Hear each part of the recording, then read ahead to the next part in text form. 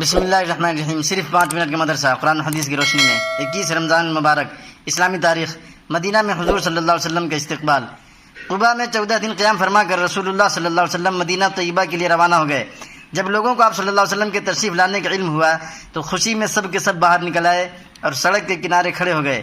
سارا مدینہ اللہ اکبر کے نعروں سے گونج اٹھا۔ انصار کی بچیاں خوشی کے عالم میں اشعار پڑھ رہی تھیں۔ طلع البدر علینا من ثنیات الوداع وجب الشکر علینا ما دعا للہ داعی ایھا المبعوث فینا جئت بالامر المطاع، یعنی ودا پہاڑ کی گھاٹیوں سے 14ویں کا چاند نکل آیا ہے، لہذا جب تک دنیا میں اللہ کے لیے دعوت دینے والا باقی رہے گا اس کا شکر ہم پر واجب رہے گا۔ بنو نجار کی لڑکیاں دف بجا بجا کر گا رہی تھیں، نحن جواری من بنی النجار یا حبذا محمد من جار، ہم خاندان نجار کی لڑکیاں ہیں، محمد صلی اللہ علیہ وسلم کیا ہی اچھے پڑوسی ہوں گے۔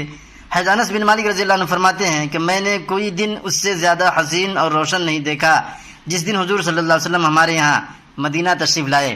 اللہ کی قدرت، پتھروں میں اللہ کی نشانی۔ اللہ تعالیٰ کی بنائی ہوئی یہ کائنات بڑی رنگ برنگی ہے، ہر چیز کو اللہ نے ایک انوکھا رنگ دیا ہے جس سے اس کی خوبصورتی اور پہچان ہوتی ہے۔ یہاں تک کہ اللہ تعالیٰ نے پتھروں کو بھی ایک ایسا رنگ اور چمک عطا کی ہے جس میں کالے، لال، ہرے اور سفید قسم قسم کے پتھر پیدا کیے ہیں جس کو ہم مختلف طرح سے استعمال کرتے ہیں۔ ذرا غور کیجئے کہ یہ کس کی کاریگری ہے۔ زمین کے نیچے چھپی ہوئی ان پتھروں کی چٹانوں کو یہ رنگ، یہ چمک، یہ خوبصورتی کس نے دی ہے؟ یقیناً یہ اللہ کی قدرت ہے جس نے یہ رنگ بھری کائنات بنائی ہے۔ ایک فرض کے بارے میں، عورتوں پر روزوں کی قضا کرنا۔ حضرت عائشہ صدیقہ رضی اللہ عنہا فرماتی ہیں کہ رسول اللہ صلی اللہ علیہ وسلم کے زمانے میں جب ہم لوگوں کو ماہواری آتی تھی، MC، اور اس کی وجہ سے نماز روزہ کچھ نہیں کر سکتے تو ہمیں ان دنوں کے قضا روزوں کو رکھنے کا حکم دیا جاتا تھا اور قضا نمازیں پڑھنے کا حکم نہیں دیا جاتا تھا۔ ایک سنت کے بارے میں، عطر لگانا سنت ہے۔ حضرت عائشہ صدیقہ رضی اللہ عنہا سے معلوم کیا گیا کہ رسول اللہ صلی اللہ علیہ وسلم عطر لگایا کرتے تھے؟ انہوں نے فرمایا ہاں، مشک وغیرہ کی عمدہ خوشبو لگایا کرتے تھے۔ ایک اہم عمل کی فضیلت، لیلۃ القدر میں عبادت کرنا۔ رسول اللہ صلی اللہ علیہ وسلم نے فرمایا جو شخص لیلۃ القدر میں ایمان اور ثواب کی نیت سے عبادت کے لیے کھڑا ہوگا تو اس کے اگلے سارے گناہ معاف کر دیے جائیں گے۔ ایک گناہ کے بارے میں، آخرت کے عمل سے دنیا طلب کرنا۔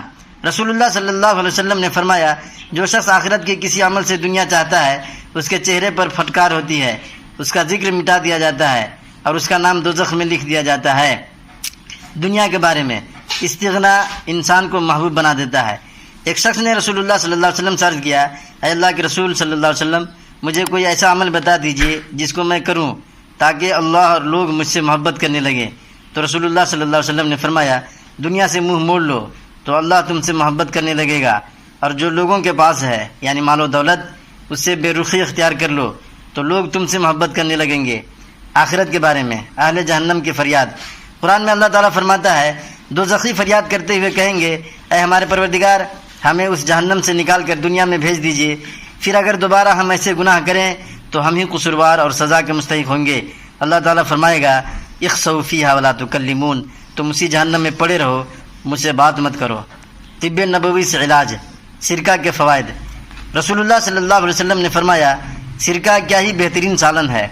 فائدہ، سرکہ کے بارے میں محدثین حضرات کہتے ہیں کہ یہ تلی کے بڑھنے کو روک دیتا ہے، جسم میں ورم نہیں ہونے دیتا، کھانے کو ہضم کرتا ہے، خون کو صاف کرتا ہے، تھوڑے پھنسیوں کو دور کرتا ہے۔ قرآن شریف کی نصیحت۔ قرآن میں اللہ تعالیٰ فرماتا ہے تم فقر و فاقہ کی وجہ سے اپنی اولاد کو قتل نہ کرو، ہم ان کو بھی روزی دیتے ہیں اور تم کو بھی۔ سورہ بنی اسرائیل آیت نمبر 30 پر 1۔